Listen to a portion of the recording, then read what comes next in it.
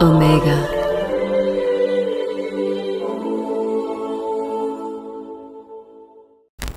Thank you for joining us on Easter Sunday. Well, we have quite some things to share with you today, don't we, Leslie? Yes, in fact, a number of really amazing revelations will be revealed to you today. A lot of things coming up here. I am Bishop David Griffin, and I'm here together with Reverend and High Priestess Leslie McQuade. Now, Leslie is both a Reverend and a High Priestess, as she is both an ordained minister, and at the same time, she is also a Wiccan High Priestess. And how that came to be is going to be an interesting story that Leslie will tell you today.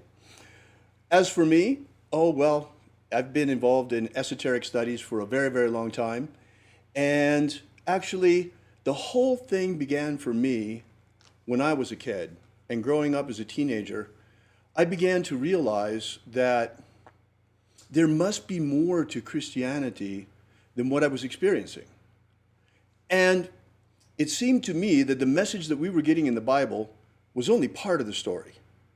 Because we were hearing the message that Jesus was giving to the masses, but very little about what Jesus was teaching his disciples. Seems a little strange, doesn't it? What we would like to share with you today are a whole bunch of interesting things. Today is a very special day. In fact, it's a historic day. Today is a weird Easter, no? Very strange. For the first time in almost 200 years, the egg celebration at the White House will not be taking place. Oh, that's so sad. It's tragic. It's tragic, and many, many other things. Believe it or not, there are today people who are being arrested for going to church. Well, if not arrested, ticketed. It's been going on for a week already. Folks, we are in a serious situation here. It's very serious. No, Leslie? It's incredibly serious. We are all under house arrest. We are involuntary prisoners in our own homes. Exactly. And there is absolutely no reason for it. This should show us just how quickly freedom can disappear. In fact, freedom can disappear very quickly. Look what happened to us. So fast, just because of a virus.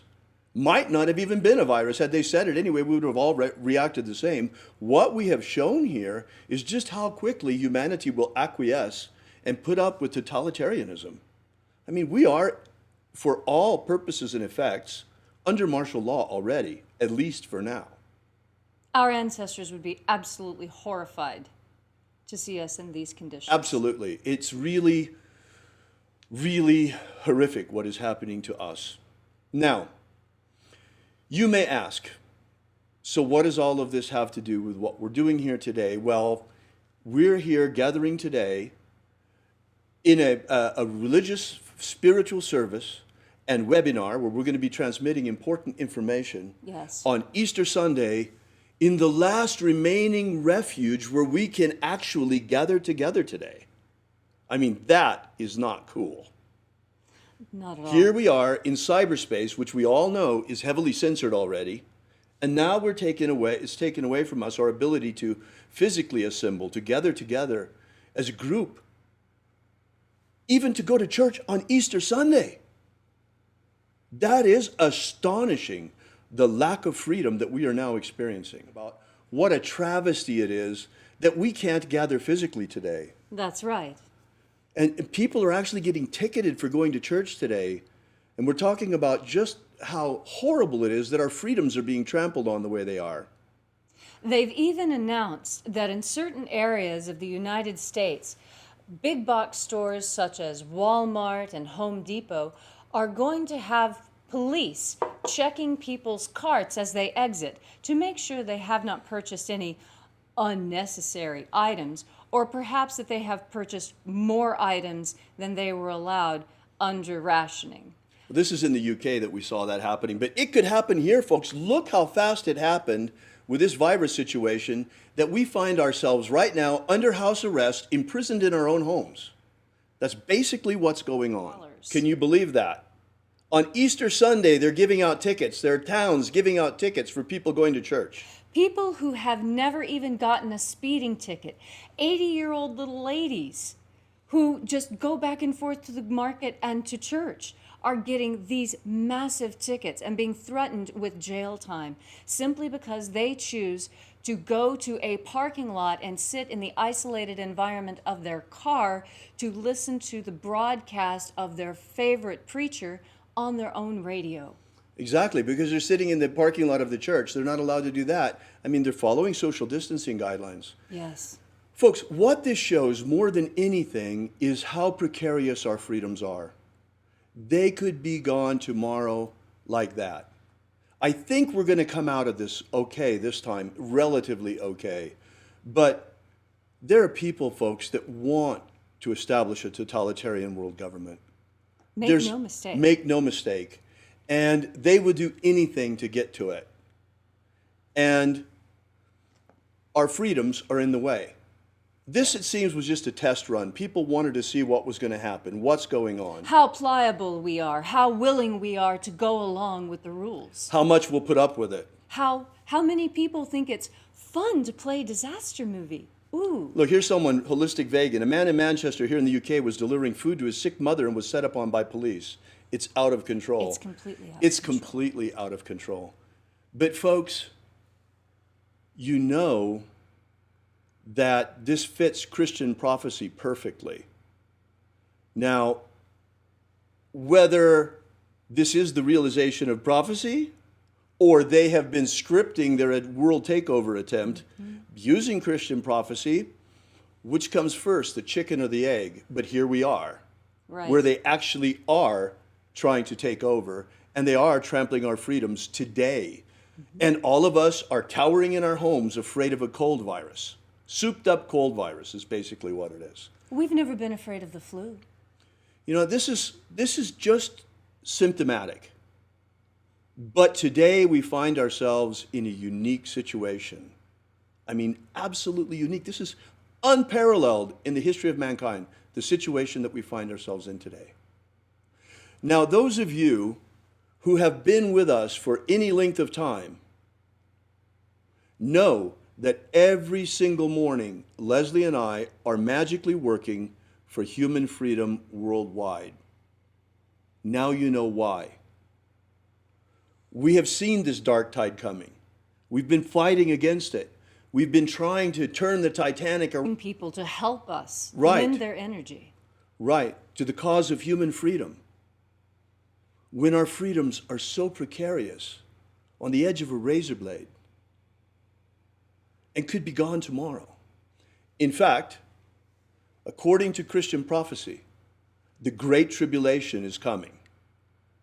And it looks like it's upon us, folks. I mean, look around. Look around and look at what's happening. They're already experiencing the Great Tribulation in China. People are being Right. burned alive. Right. You know, there were Overdose. stories coming out of China of the crematoriums burning people who died of COVID-19 and hearing screams coming out of the crematoriums from people that were still alive. I mean, this is happening in the world today. Today. And just because you're not experiencing it face to face doesn't make it any less real or Right. any less dangerous to you personally. I mean, you saw how fast this virus got around the world, and we all got affected by it. So, here we are, folks, in this weird situation. It's absolutely bizarre. Very, very strange situation. Never heard from before in the history of mankind. The whole world is basically under house arrest. All of us. In one way or another. Half the world, but I don't want to exaggerate. Right. But pretty much. By one little virus. That was all the change that it took. Now you see how precarious it is. So now, folks, that's the reason why we chose today, Easter Sunday, to explain to you the true meaning of the rapture. The rapture, of course, we're talking about from Christian prophecy. Most Christians that think about the rapture imagine it as an event. Right. Now, how are they imagining that? if you think about it. It was described to me as people would rise up all at once, and there would just be a massive Yeah, all of these uplifting. people coming out of their graves and flying up to meet Jesus in the air. Sounds more like a zombie movie or an episode of Resident Evil if you've got all of these decomposed bodies suddenly flying up into the air. I mean, it's kind of an unrealistic image, folks. And it's all based on a couple of verses and an interpretation, one interpretation of those verses. Mm-hmm. Well, certainly, folks, the rapture is here. It's right here and right now. This is our last chance to get off this rock before the coming tribulation. And have no doubt, it is coming. Bill Gates has already invented digital tattoos to see whether or not you have the COVID-19 or whatever virus. They're coming with it, folks. They're going to try forced inoculations on the entire humanity, and they're going to put subcutaneous digital chips in our bodies that you won't be able to buy or sell without. You won't even be able to leave your home without permission. We're being chipped like wildebeest in the field. Right, we're being chipped like animals. In fact, we're being herded like animals. In fact, they're trying to cull the herd of human beings. In fact, they'd rather kill us all and replace us all with robots, or as many of us as possible. Don't kid yourselves, folks. We're in the battle of our lives. We are. We're in the battle of our lives. And don't think, just because you're Christian, you're going to get raptured out of here and you're not going to have to fight in this battle. That's not the way the rapture works. And don't think that just because you're pagan, that you're removed from all of this and you're in some other little bubble. You're under house no. arrest today, too. We're all in the same bubble. All of us are in the same boat. Everybody. That's why it's very important that you understand that this is a prison planet. One way or another, we are imprisoned on this planet. We're imprisoned in this physical body, if nothing else. And it has always been through the history of mankind that there has been an elite controlling everyone else. What kind of freedom is in that? The freedom to obey. I don't choose that freedom. America has been a marvelous experiment in freedom, but even this, folks, and in fact, you know, Leslie and I have been doing this human freedom worldwide rituals every single day, but it's looking more and more like all we've been succeeding in doing is rearranging the deck chairs on the Titanic. Yes. So, of course we have to fight. We have to fight for human freedom worldwide, and we fight for it with all our magic and all our hearts. Yes. But at the same time, it is important to understand what the rapture really means. The rapture, folks, is not an event. It is a practice, a spiritual discipline that was left to us by Jesus of Nazareth in order to escape this prison. In fact, Jesus Christ successfully escaped, and he left the escape plans to us. We can get out of Alcatraz. Yes, we can. Now, well, who are the guards then? What's going on here? Who are we imprisoned by? What's happening here? Folks, if you take a look around, you will understand that this planet is invaded by demons. Entities from another dimension, from a lower dimension, that hate us. Desperately loathe us. They want us to be gone. And unfortunately, there are human beings and black magicians that are in league with them. Who, for some reason, appear to hate their fellow humanity. Well, they would rather have personal power and lord it over us. That is not going to work the way they think it is. Right. Not at all. Not at all. Not at all. So therefore, it's very important. If I had told you this any other Easter Sunday, you would say, ah, he's nuts. And there are people for sure that are watching this right now that are saying, ah, he's nuts. But you will see. With time, you will see. Yes. What matters is that it was never intended that we human beings should come back incarnation after lifetime after lifetime back to this planet. That was never the idea. This is a garden of souls, folks. The earth is a garden of souls. This is our kindergarten. This is our childhood. This is the first stage of life for us. Every single human being, including you, has a divine spark inside.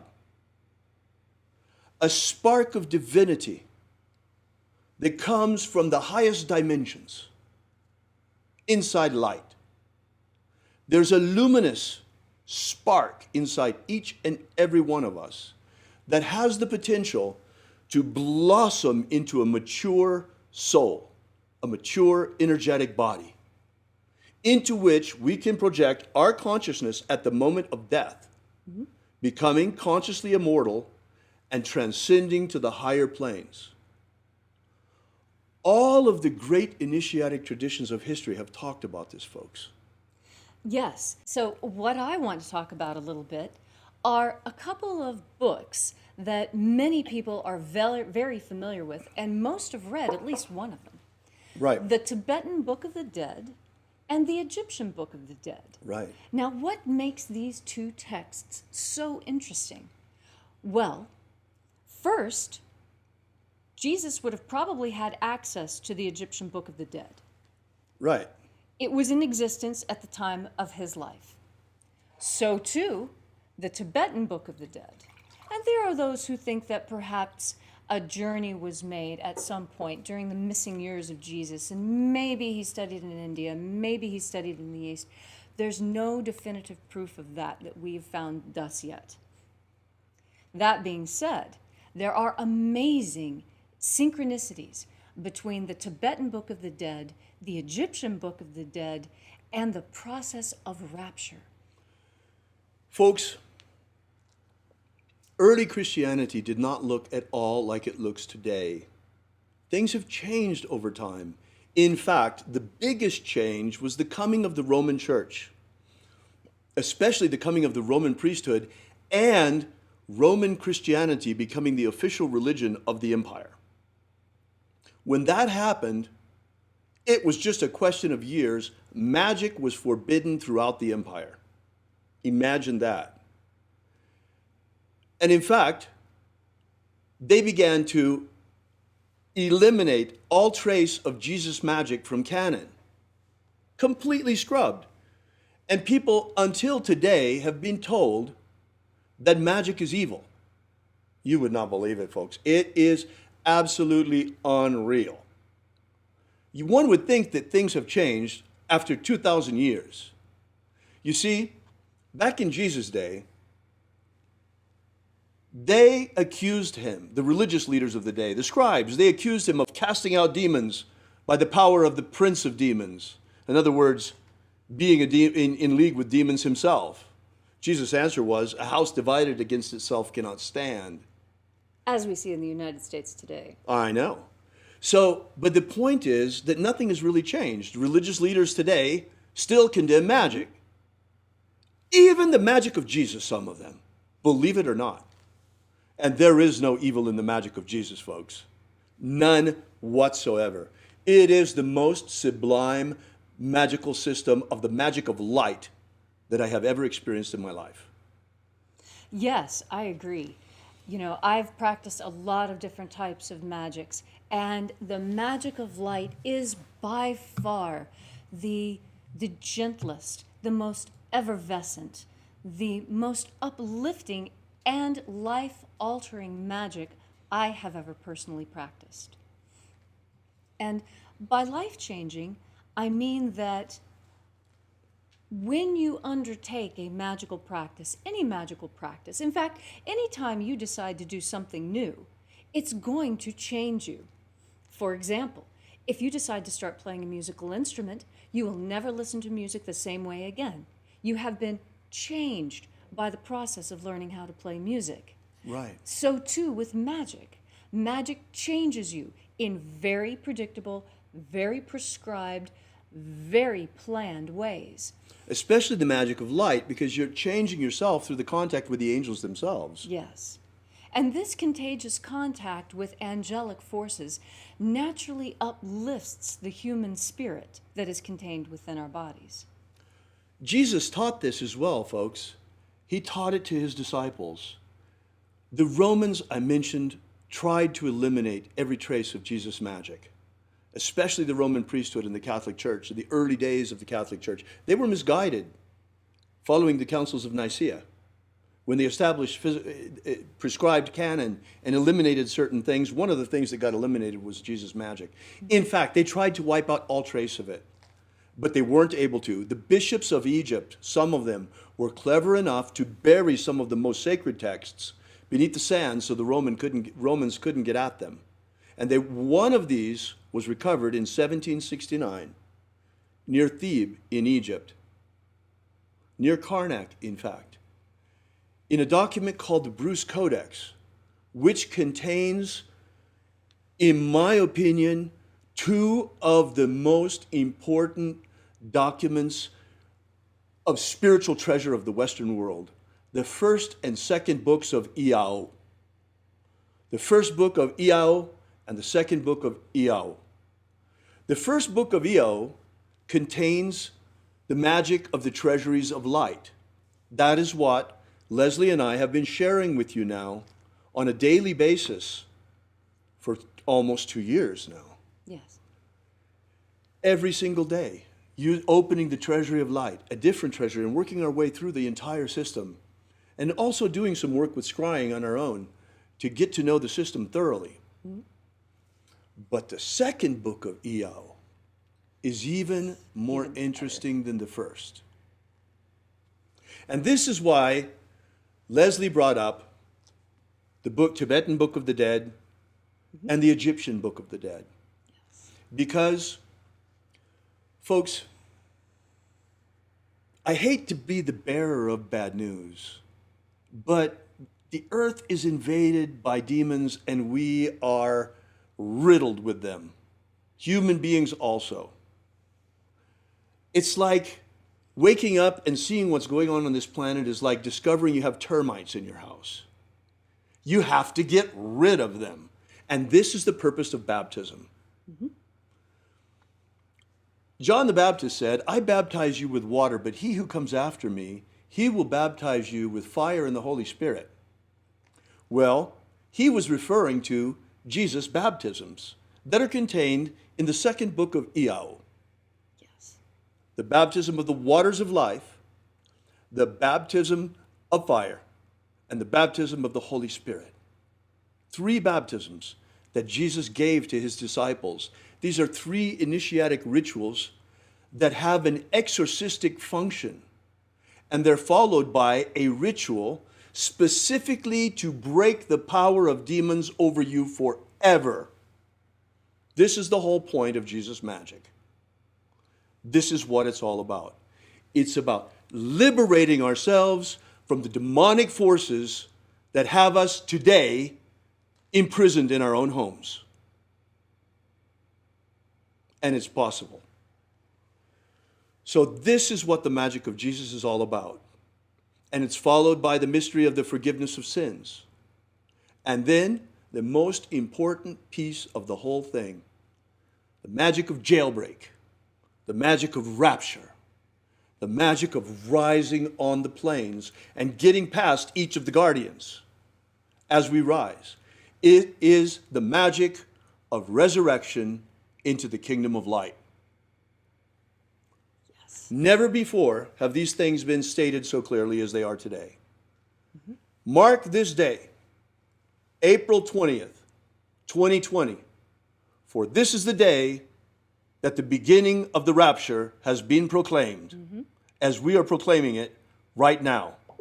Because the rapture is not an event. The rapture is a magic. It is the magic of ascension, the magic of resurrection, the magic of liberation from this body of flesh. No longer do you need to come back and reincarnate in another meat body. But at the end of this lifetime, we can transcend directly into the kingdom of light using the magic of Jesus. The rapture magic of Jesus. Now, I want to say a few words to the pagans who may be out I'll there. bet. Because, well, for one thing, you need to know how I came to hold the opinion that I have. Because I have, and anyone who has known me has known that I have been very adamant in my criticism of Christianity. And there are many points that Christianity deserves to be criticized for. Yes, the Inquisition was hideous, and they should be criticized for that. However, I counter. Have they not changed their ways? Is there no better sign that the magic of Jesus can move on people's hearts and change them than the fact that Christians no longer seek to burn witches? Now, another thing that perhaps may surprise you is that I am absolutely now comfortable with Christians and Christian magic. This was not always the case for me because I had some baggage, which a lot of pagans do have baggage from this. Something that is very, very difficult for pagans is to understand that if you're really going to be a polytheist, it does include Jesus and Yahweh and God and those Christian concepts. If you're going to be a real polytheist, then that means many gods. That means accepting this on an equal basis. That's not as difficult as it might sound. Now, if it is difficult, I'll tell you why it was difficult for me. I was under a mild form of demonic possession. It had to have been the case because every time I heard the name Jesus, I could feel the hackles on my neck going up, like, wah, wah. For a polytheist, that's not a very normal reaction. Not at all. And not so, if you're walking your talk. Right. So I had to step back and take a look at that. Now, why is that? Why is it that I feel such an upwelling of emotion at the mere mention of the name? Well, who else feels such an emotional upwelling and reaction when the name of Jesus is said? Have you ever seen The Exorcist? Right. Jesus was the greatest exorcist who ever lived, folks. He's the greatest magician who ever lived as well. And even the mention of his name has an exorcistic function. Imagine the power of his magic. And this is what I'm encouraging you to do. As a pagan, just very gently with yourself. If you happen to have trouble with Jesus and Bibles and Christian crosses and other things of this nature, I encourage you, just go into any mirror and look into your own eyes and say, why does the name Jesus bother me so much? And then listen and see what you hear. You will be astonished at the that's going to come flooding out of you. And when this happened to me, I was nonplussed by the whole thing. I thought, well, what is this? I've never considered myself to have a demonic possession. This is ridiculous. I'm a perfectly nice person. I get a little wild if I've had a drink or two, but doesn't everyone?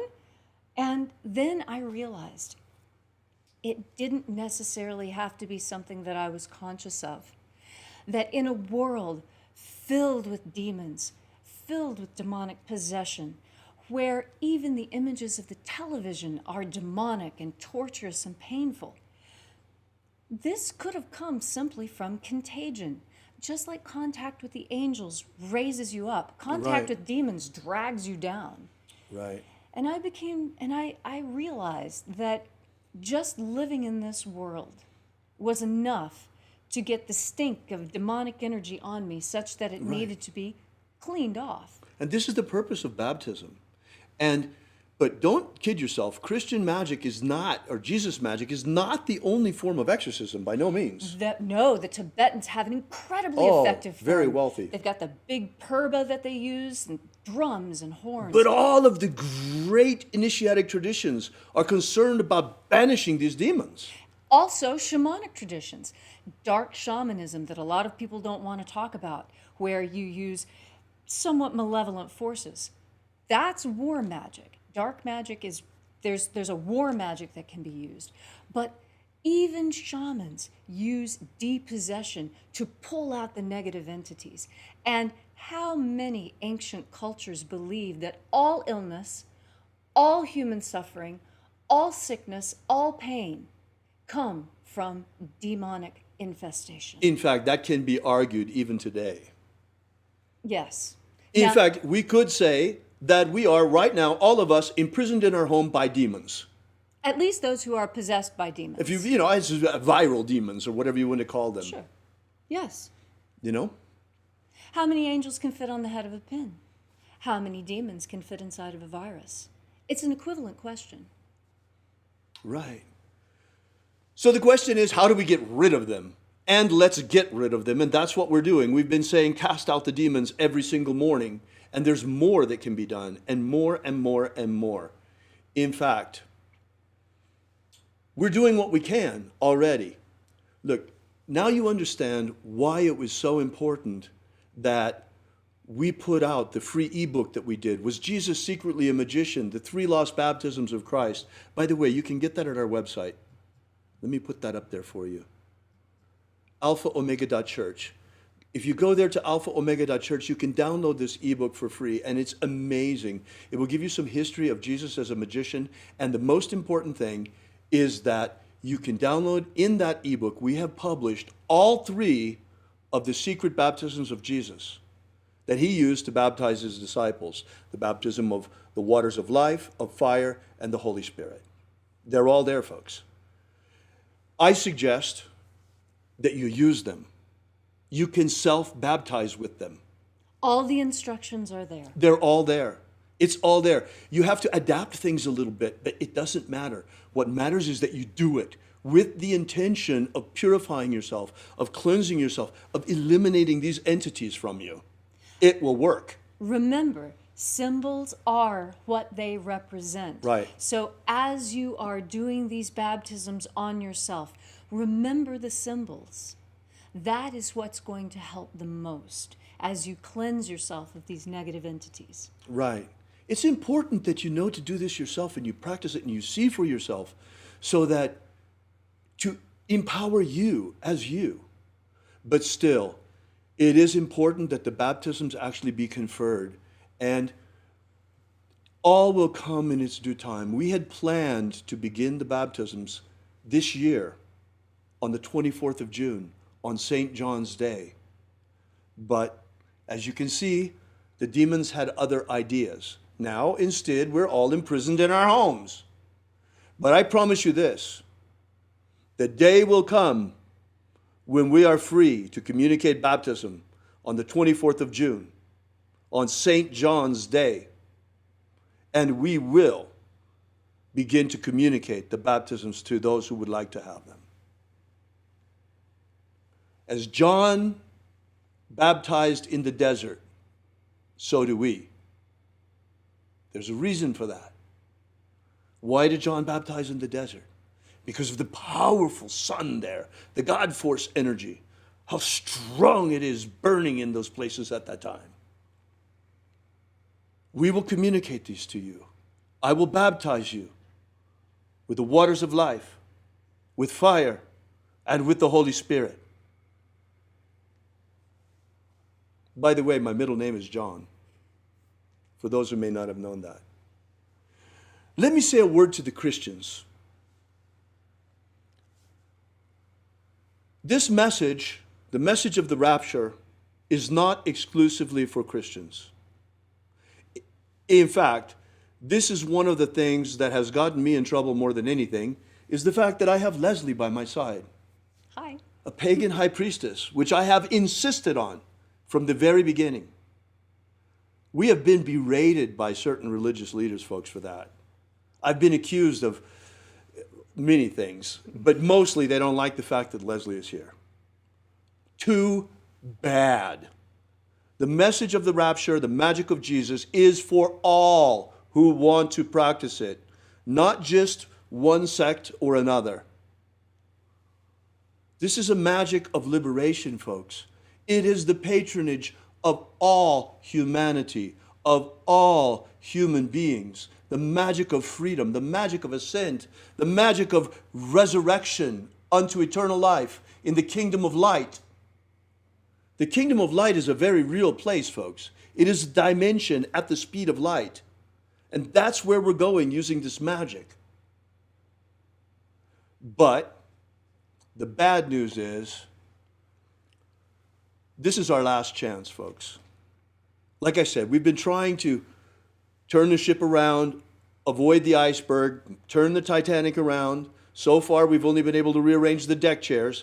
That's why today that we're all imprisoned in our homes, we are bringing out the magic of rapture and the message of the liberation that comes with the magic of Jesus. Now, it's very true that this message is not just for Christians, because in fact, in Jesus' day, there weren't any Christians yet. There were only those who followed him.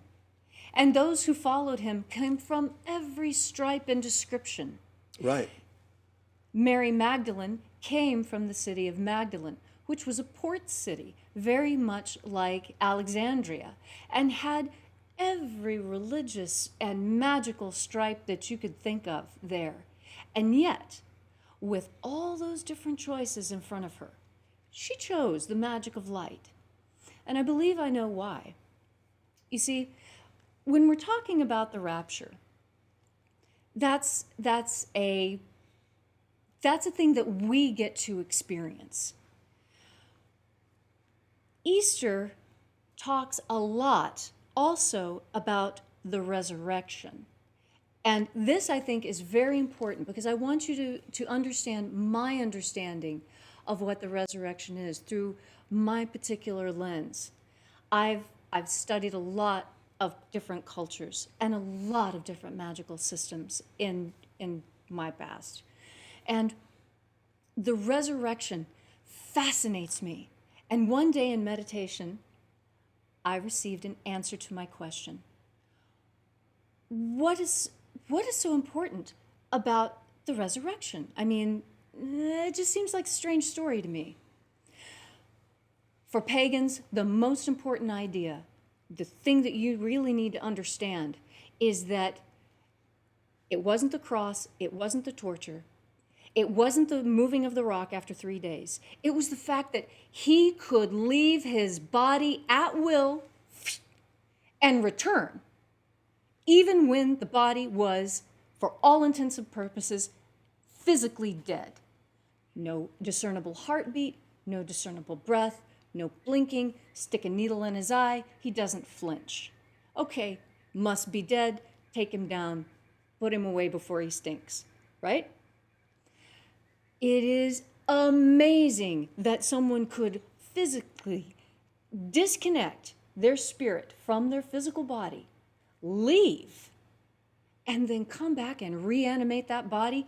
That is a magical power that I am awed by, to be quite honest. I have seen some really incredible acts of magic. I've seen telekinesis. I have seen levitation. I've seen some really kind of startling, freaky things as well when I was hanging out with the Indians. But I have never seen anyone who has the ability to die and come back. That is a magic beyond all others. And what that says is that his light body was so fully intact and so functional that it was ready right when he needed it. And he could just bloop, step right into the new suit and out of it and back in and out again. And this is talked about in the Bruce Codex, how he was able to put on the robe of light. The robe of glory, exactly. He recovered his robe of light. You know, this story is quite amazing. And it's very important for the Christians out there to understand that Jesus' main message was not salvation. His message was abundant life, here and now. And you can have all the life you want. We call it God force energy. You just have to learn to assimilate it and shine it. This is the most important part of his message. And it's the part that Christianity today has lost. Because the pastors of today, by and large, are but the blind leading the blind, as was the case in Jesus' day. In fact, many of them condemn the magic of Jesus itself, when it is the true magic of true salvation, the magic of transcendence, the magic of resurrection unto the kingdom of light, the magic of ascent into the luminous dimension inside the sun. And that's another thing, folks. Mm-hmm. Why is it that humanity still today apparently can only imagine life on other planets and not life in other dimensions? Why do we have to think that there could only be life on a planet in another solar system? Why not? Why can we not even imagine that the stars themselves are teeming with life? Life not like what we know, because it's a luminous life, not material. Right. We scrape together our pennies and send it to the government so that they can build these fabulous machines that carry them places to grab little samples of water and look and see, are there protozoa? Is there life? And all you need to do is open yourself up to the possibilities of life inside of stars, life inside of dimensions, multiple layers of life living on life in an amazing interconnected four-dimensional web, 5 dimensions. In fact, mathematicians have already proved that we live in a universe that is constructed on a structure of 11 dimensions. Wow. We have access to only 3, and peripherally of a 4th one. So why do we think we know what life is? Why do we think we know where it can be found? Those who practiced in the past ancient magics, in fact, had more knowledge of life in other dimensions than we have. Although that is changing. There's a very startling development. There are those who are experimenting with going into other dimensions through the use of hallucinogenic drugs and electrical wires. The problem with that is you don't have any roadmap, and you're just being dragged off to who knows what, and they run smack into these demonic clockwork elves. A lower dimension, because Right. the drugs are pulling them down. Right. Folks, all you really have to do is open yourself to the angels. They will come. And it's really wonderful when you're using the magic of light of Jesus. Because the magic of the treasuries of light is astonishing in terms of contacting the angels. And once you contact them, the contagious contact with them, because they are reaching down to you from the kingdom of light, from the universe of light, from the luminous dimension inside the sun. And contact with them changes your energetic body, your nature, so that you become more luminous yourself. This is what the magic of light is all about, in all of its forms. Yes. By the way, something occurred to me when you were talking before, Leslie. Yes. You know, you're right. Yeah, okay, I get some grief because of the fact that I insist on including you. Oh, but you don't know how much grief I get for including him. I know it goes both ways. Hey, well, we're in good company, because guess what? Jesus got the same grief in his day for including Mary Magdalene. And she, I'm sure, got the same grief for hanging around with him. And she was one of his closest, if not the closest, disciple. And just for the record, no, she wasn't a prostitute. She was a free woman, unmarried. Right. And because she was a free woman, unmarried, in a time when most women her age already were married, that is why in the 1300s, preachers started describing her as a harlot, because in the 1300s, remember, now we're getting back into the Inquisition, now we have to Right. stamp down free women. Right. This is when she adopted that, when that moniker was given to her as part of the Inquisition. It was not even part of the ancient Council of Nicaea. Well, you'll be happy to know that in the first and second book of Iao, when Jesus is talking to his disciples, in fact, some of the most important interactions are with Mary Magdalene, who was one of the disciples. In fact, he called her his best disciple because she was able to grasp his message better than anyone else he taught. Right. Right. So, you know, the fact that the magic of Jesus is back, folks, is a big deal. It's a huge deal. In fact, it is the second coming of Jesus' magic. Yes. And we're so lucky that it's back. But it's going to be challenging. It challenges a lot, especially people who are very sectarian in their views, that think it should only be for our group and not for that group over there. Well, I'll tell you this, though. We're putting it out there for everyone.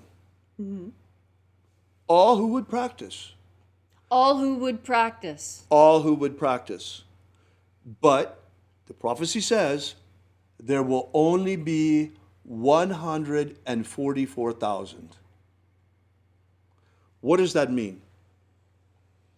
What this means is that, okay, we are right now in the end of days. We're about to enter into the period of the tribulation.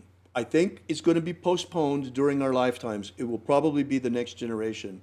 Because first, the rapture has to have its time. The time for this mission has to first exist so that we have the opportunity to practice. We have the opportunity to leave at the end of this incarnation. But this is the last chance. At the end of this incarnation, for those of you who decide, instead of to transcend and become the luminous being you are destined to become, if you decide to keep coming back, things are going to get worse, folks. It's a lot worse. It's not going to be... It's going to make the lifestyle of Upper Paleolithic mammoth hunters look like a picnic, okay?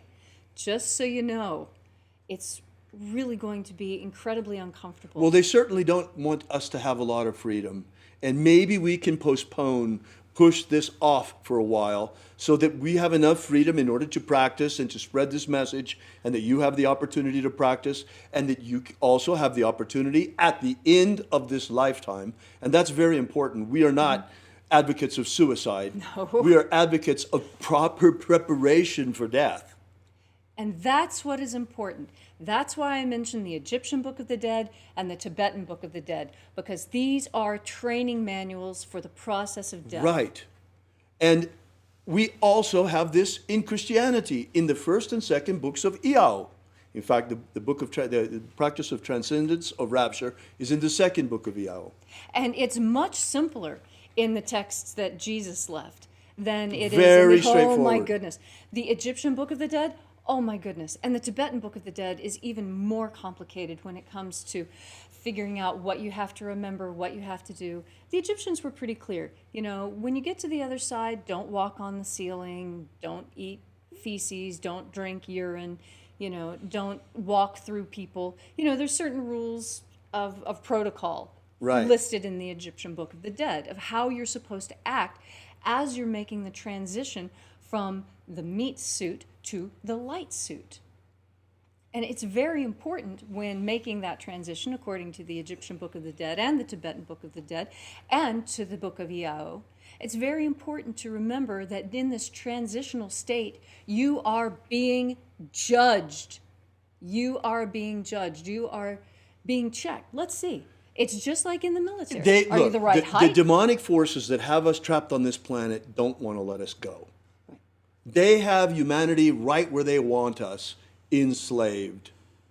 Varying degrees, but think about it. Okay, so we've gone from being direct slaves to being sharecroppers, in a certain sense. Right.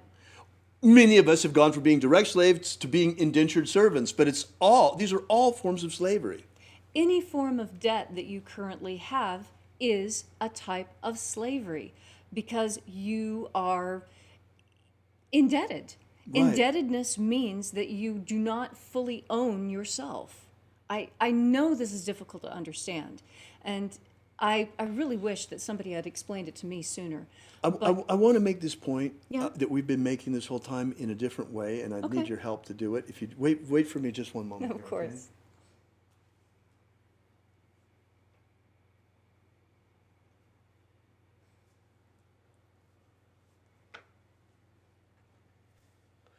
I think you've seen this before. Join me up here where they can see it too. Okay. There we go. I think you've seen this before.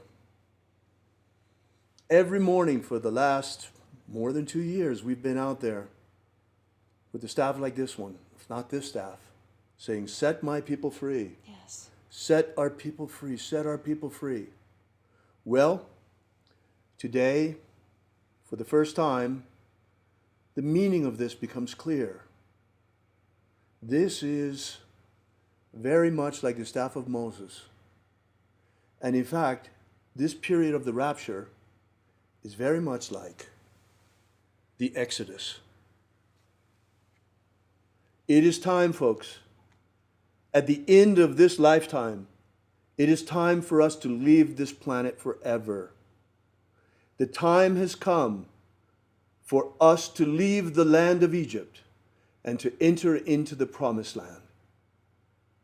This is a symbol, folks. The land of Egypt is this planet Earth, and the promised land we speak of is the luminous dimension inside the sun. We are luminous creatures, and the time has come for us to go home.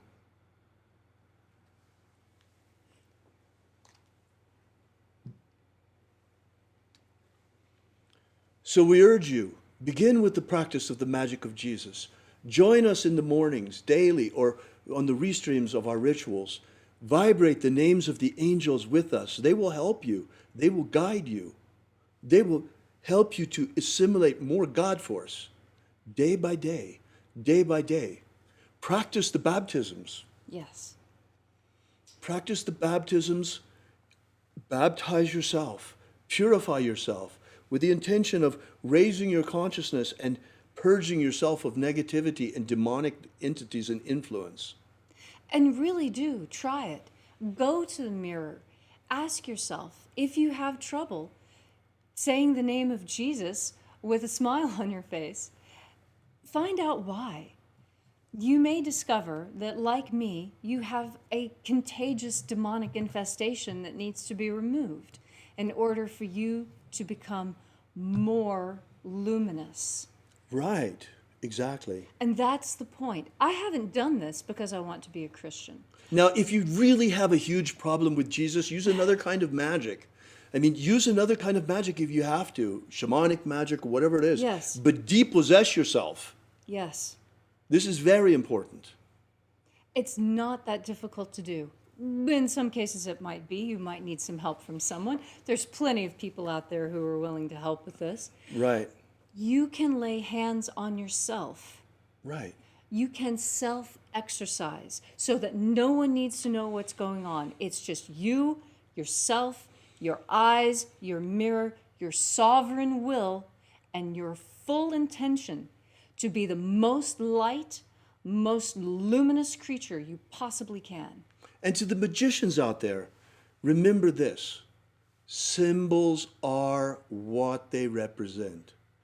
What is happening also today is that the magic of exorcism is becoming more important than ever before. Let me give you an example. I believe, well, it's very possible. Right now it's impossible to know because they won't test you unless you have such severe symptoms that you almost need to be hospitalized. But I believe that I caught COVID-19. Leslie was here, she saw it. Mm-hmm. But the thing is that even when I catch a flu, it's always so mild that, it's because I have such a strong solar body. And when I caught this, immediately, I took it much more seriously than anything else. Mm-hmm. Leslie remembers, I stopped everything else I was doing for 2 days. Increased my supplements, upped to 100 milligrams of zinc every day, 4 times a day, 1,500 milligrams of time-released vitamin C, increased my dosage of vitamin D3, vitamin A, all of the things that I could think of to strengthen my immune system that I had here on hand. And at the same time, I used magic of my own concoction, combined with a very ancient magical tradition, which, and simple scientific fact, that the Indians used, the Native Americans, with their sweat lodge. So what I did is from the very moment that I could feel something coming, you can tell, a little bit feverish, a little bit extra mucus, little tingle in the nose. I upped the supplements, and I began to dedicate my time to taking one sweat bath after another, to sweat out as much as the virus as I possibly could, and ritualizing that bath, sweating out demons, banishing all demonic influences from me through my sweat as I was sweating out virus. And guess what? Within 24 hours, I was healed. And within 48 hours, there was no trace of it left. I continued the baths for an extra day. I believe that I have vanquished the demons of this virus from myself with only 2 days' effort. This I explained to you as a way of showing you how you can use spell work also to achieve the same exorcistic function, because I know since there are a lot of pagans joining us, there are some certainly out there who have a problem with Jesus still. So you might feel comfortable using spells like this in the meantime until you come around and see that there's no evil in the magic of Jesus, even for pagans. Truly, symbols are what they represent. And when you look at these symbols, what you're looking at is what you think they mean, not what the people wearing them think they mean. You know, and this is why the magic of Jesus can be practiced by all. It is a set of spiritual practices, not a creed. All that you have to really believe is that it is possible at the end of this lifetime to ascend into the kingdom of light. And that you have to aspire to fulfill your destiny as a human being to become one of these luminous creatures that we are destined to become. Yoga is a practice and can be separated from the Hindu milieu in which it occurred, so that you just get the physical benefits. But most people don't realize that the yoga process itself pumps God force into you by the combination of breath and movement. That is the practice to bring more God force into yourself from that culture and time. We as Westerners now finally have our own system where we can build our energetic bodies, and it is through the magic of light. We don't need to twist ourselves into pretzels or recite 1,000 mantras or pierce our tongues in order to receive this energy, this insight, this knowledge. The magic of Jesus is the most powerful magic system that I have ever experienced, bar none. And I have experienced a lot. Yeah. And so have you, Leslie. Yes. So, well, folks, that's really what we wanted to tell you today. This has really been a pleasure to be with you here on Easter Sunday. And the magic of light is the magic of life itself. And that's why pagans should be on board 110%. The pagans that I know are tree-hugging dirt worshippers. We love the earth so much.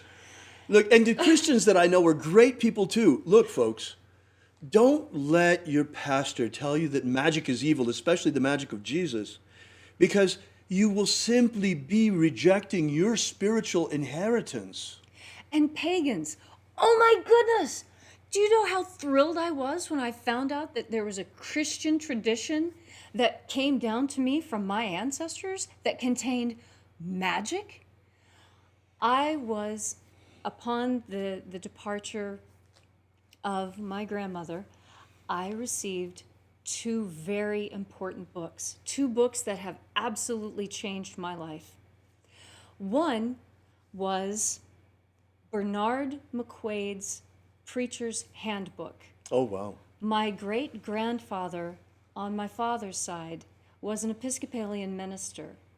He lived in Monroe County, right near the border of Monroe County and Greenbrier County, on a creek, in a white 2-story house with 6 bedrooms, all of them full of kids and hound dogs.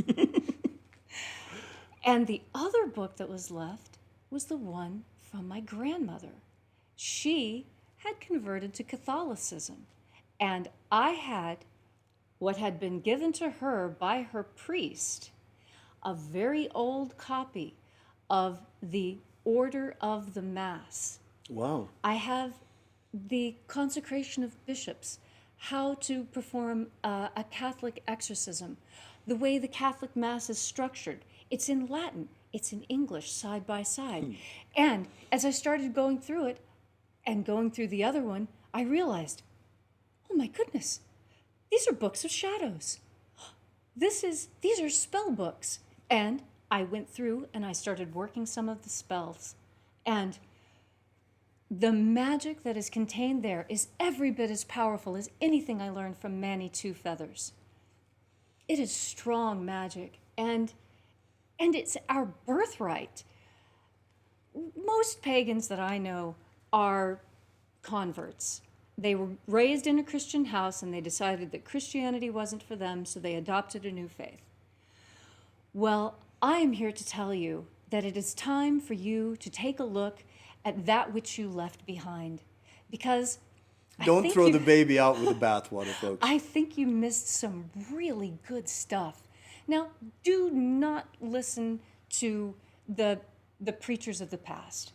You know, religious zealotry is really a problem. Yes, I mean, it is. whether it's Islamic religious zealots or Christian religious zealots or pagan religious zealots. Or atheist all of zealots. these people that want to create these little boxes and exclude Right. everybody else. Well, look, folks, here we have got a magic of transcendence. We've got something of great value, of huge value, that is the patrimony of all mankind, and we can all use it to not have to come back to this dirt ball after we die. But this time, we go to the kingdom of light. We transcend. We're ready. We know how to escape. We know how to get past the barriers. Yes. That's the magic of rapture. That's what it's all about. And this transcends creed. Yes. That's the message. This is why you have a Christian bishop here standing next to a pagan high priestess, well, who is also a neo-Christian reverend. By the way, this is very important because, you know, Christianity has come to understand itself in a very particular way that is not completely harmonious with the magic of Jesus. And in fact, there are whole schools or aspects of Christianity that will certainly reject the magic of Jesus. But I've been a practicing neo-pagan for 30 years. I've practiced neo-shamanism. And when I looked at this system, Right, I couldn't see it as the Christianity that I remembered from my childhood. right. I could see vestiges of it. This is why we call it neo-Christianity. This is neo-Christian magic, folks. The magic of Jesus is neo-Christian. It's available to all. And I am perfectly comfortable with calling myself a neo-Christian, because what it means is that I have found the message of Jesus, the master magician, in a new way. Indeed. Indeed you have, Leslie. And both of us are really astonished by its power and its beauty and its glory, and we're so honored to be able to share these things with you and to play a role for humanity in bringing these things out. You know, neither one of us have any children left. Leslie chose not to have children, and then I lost my only son. Well, he was our son by that point.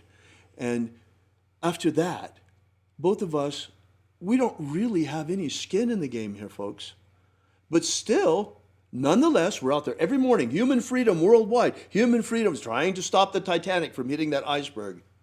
Well, now we see that it's time not just to keep trying that, which we will every day. We're not changing that. Oh, yes, we're going to keep But at it's it. also time to man the lifeboats. Yes. And here they are, folks. Here's the magic of Jesus. Here are the lifeboats. We got to get out of here. At the end of this incarnation, this is the last chance. This is it. Prophecy says there will be 144,000 ripe souls ready to ascend, ready to resurrect. The 144,000 elect. Folks, are you one of them? That's your choice. Yes. If you want to be one of them, then practice the magic of Jesus and we will leave together. Remember? We will make this journey together. This journey to the promised land, to the kingdom of light. We will ascend and we shall be victorious. But we choose in Neo-Christianity for our organization, we choose not the symbol of the cross to represent us, because the symbol of the cross is a symbol of death. And we don't worship a dying Savior. Rather, we practice his living magic. And therefore, we choose the symbol that Jesus chose himself. For he said, I am the Alpha and the Omega. Yes. Thank you so much for coming out. May God bless one and all this Easter Sunday. May God bless you. May we be delivered from this imprisonment very quickly in our homes. It is time to cast these demons out, reopen our economies. Before we go, I ask that you join us for a moment in prayer. Oh Lord, help us on this path. Help us to transcend at the end of this lifetime. Help us to bring out this magic, that it may become a shining beacon of light for all to see. Thank you so much for coming out. We ask these things and thank him in the name of Jesus of Nazareth. Amen. So mote it be. Thanks for joining us, folks. Welcome to join us on the Exodus, because the hour of the rapture is at hand.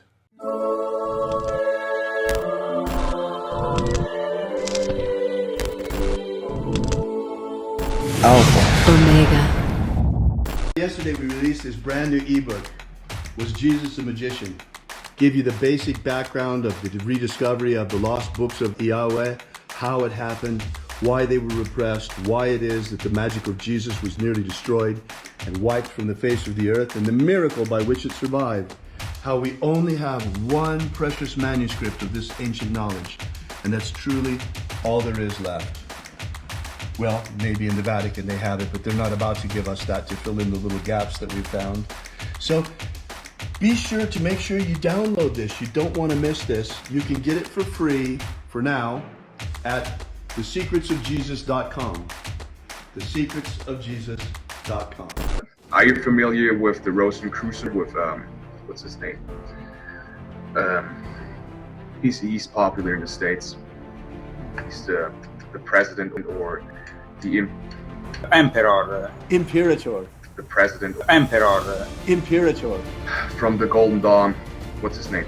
Oh. David Griffin holds this position as Emperor. Imperator. David Griffin. David Griffin. David Griffin. David Griffin. David Griffin. Have David Griffin. I saw an email yesterday that he sent out about, there's a magical war going on. The Mage War. Demons of the infernal realm. All of them. There is really a magical war going on. The Mage War. There is a guy called David Griffin who is heading all these magicians. David Griffin is S.L. McGregor Mather's present successor. David Griffin. David Griffin. David Griffin. David Griffin. I'm Golden Dawn Imperator David Griffin. David Griffin. David Griffin. David Griffin. David Griffin. Now David Griffin. There's a magical war going on. So there is really a magical war going on. Alpha Omega.